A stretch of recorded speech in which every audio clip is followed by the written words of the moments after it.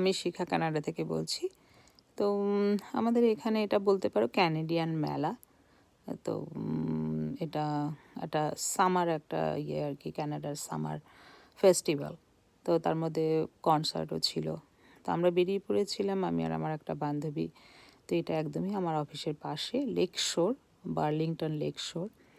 তো দেখো অনেক লোক আমি দেখতে পাই না, আমরা এত কানাডাতে এত লোক দেখতে পাই না। তো এত লোক দেখেছিলাম, খুব মজা হচ্ছিল, খুব ভাল লাগছিল। এত লোক দেখে না বাচ্চা বাচ্চা মনে হচ্ছিল, বাচ্চাদের যেরকম খুশি হয় না, তো আমার এরকম খুশি খুশি লাগছিল। তাই একটুখানি ভিডিও করলাম, ভাবলাম যে ঠিক আছে চলো একটু ভিডিও করি, তোমাদের সাথে শেয়ার করি। তো অনেক অনেক লোক ছিল। তো এটা ছিল স্যাটারডে আফটারনুন, আফটার ওয়ার্ক আমি গিয়েছিলাম। তো এখানে কাছেই আমার একদম। আর আমি এই জায়গাটায় এসে অনেক ভিডিও করি, অনেক অনেক কিছু, অনেক অনেক ফটোও তুলেছি, শেয়ারও করেছি অবশ্য, যেটা চেরি ব্লুজম এই এরিয়াটায়।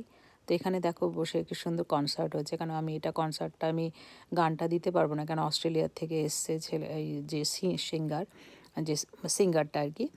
কিন্তু যদি কপিরাইট দিয়ে দেয় তার জন্য আর আমি এটা গানটা শোনাতে পারলাম না। তো সেই জন্য ভয়েস রেকর্ড করে এটা পোস্ট করলাম।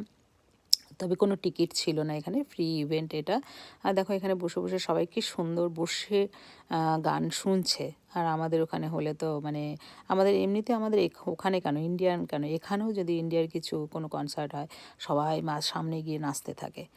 তো এটাই পার্থক্য আর কি এদের মধ্যে। এরা চুপচাপ শুনছে মন দিয়ে। হ্যাঁ, একজন বয়স্ক ভদ্রলোক তার নাতি নিয়ে নাচছিল একটুখানি, বাট আদারওয়াইজ সবাই কিন্তু চুপচাপ বসে শুনছে।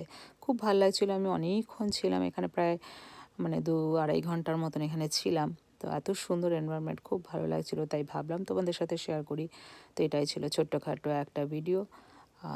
আশা করি তোমাদের ভালো লেগেছে। প্লিজ যদি ভালো লাগে subscribe my channel. Thank you.